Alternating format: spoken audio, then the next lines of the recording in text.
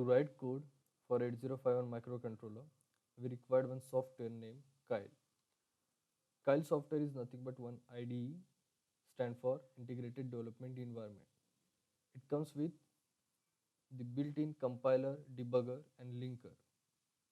To download this software, you have to simply Google Keil download and you have to click on the first appeared link.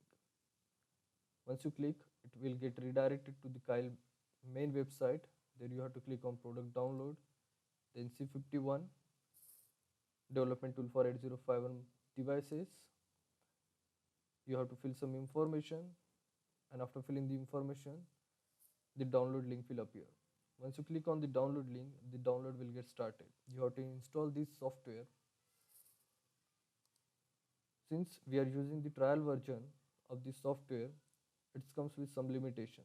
The basic limitation is at max 2 KB of code length, you can compile, assemble and link. This is how your Keil software look like.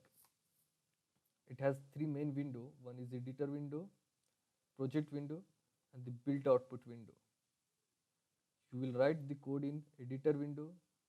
All your project's file will appear in project window and the status of compile build will appear in output build window.